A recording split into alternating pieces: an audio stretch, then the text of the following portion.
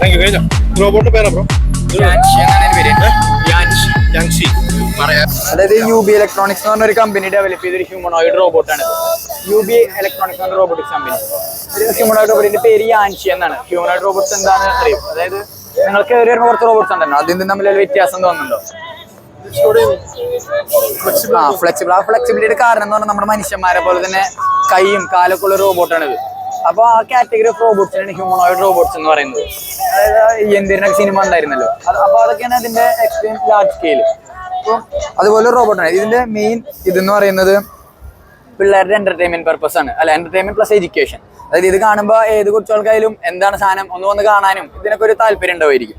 അപ്പോൾ അതുപോലെ ഒരു സാധനം മേടിക്കുമ്പോൾ നമുക്ക് എന്തായാലും ഒരു ഡെമോ ഉണ്ടാവുമല്ലോ. അതുപോലെ തന്നെ ഇവർ കമ്പനിക്കാർ തന്നെ കുറച്ച് സാധനം ഈ ജോയിൻസ് ഇതൊക്കെ പ്രീ പ്രോഗ്രാം ചെയ്ത് ലോഡ് ചെയ്ത് തന്നെ കുറച്ച് കമന്റ്സ് ആണ് ഇത്. അതാണ് നേരത്തെ കണ്ട ഡാൻസ്, പുഷപ്പ്, അങ്ങനത്തെ ഇതൊക്കെ. ഇത് കൂടാതെ തന്നെ കുട്ടികൾക്ക് കോഡ് ചെയ്യാൻ, അതായത് ഇവർക്ക് തന്നെ ഇതിനെ മൂവ്മെന്റ്സ് ഇത് ചെയ്യാനും മാനിപ്പുലേറ്റ് ചെയ്യാനുള്ള വഴികളും ഇതിലുണ്ട്. അതായത് കോഡിംഗ് എന്ന് പറഞ്ഞാൽ പഠിക്കാൻ അത്ര എളുപ്പമുള്ള ഒരു സംഭവമല്ല.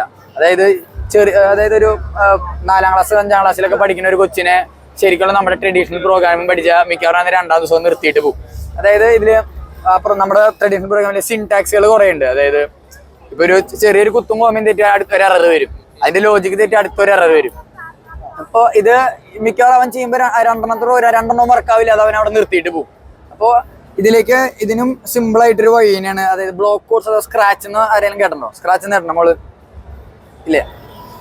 അപ്പോൾ അതെന്ന് പറയാം, അതായത് നമ്മൾ ഒരാളോട് ഇംഗ്ലീഷിൽ എങ്ങനെ സംസാരിക്കണം അതുപോലെ തന്നെ കോഡ് ചെയ്യാനുള്ള ഒരു രീതിയാണിത്. അതായത് ഇപ്പോൾ ഒരു ലോജിക്ക് എടുത്തു നോക്കി, ലോജിക്കിൽ നമ്മൾ ഡ്രാഗ് ചെയ്തു, ഇഫ് എന്തെങ്കിലും ഒരു സംഭവം സംഭവിച്ചു, ഒരു ഇവന്റ് ഉണ്ടായി, if distance is 10 metre, if distance is 10 metre എന്ത് നടക്കണം? ഒരു motion. If distance is 10 metre എന്തെങ്കിലും ഒരു മോഷൻ നടന്നു. ഇഫ് എൽസ്, അല്ലെങ്കിൽ ഡിസ്റ്റൻസ് 10 മീറ്റർ എൽസ് വേറെ എന്തെങ്കിലും. അപ്പൊ ഇത് നമ്മൾ ശരിക്കും ഇതൊന്ന് കൂട്ടി വായിച്ച ഒരാളുടെ ഇംഗ്ലീഷിൽ എങ്ങനെ പറഞ്ഞു കൊടുക്കണം, അതുപോലെ തന്നെയാണ് ഇതിന്റെ കോഡും വരുന്നത്.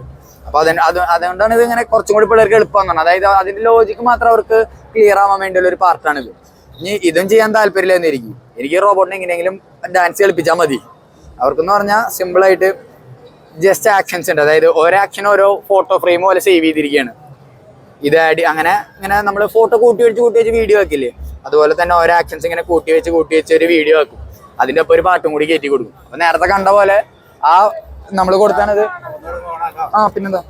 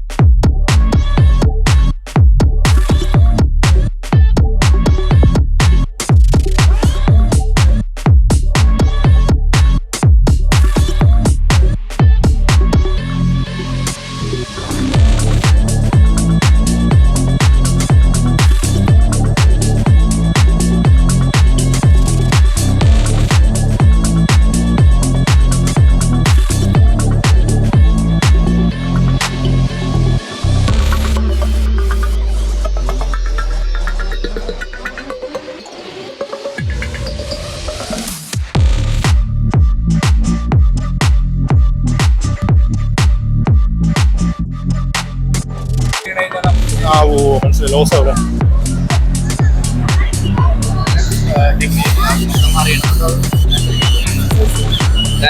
വീഡിയോ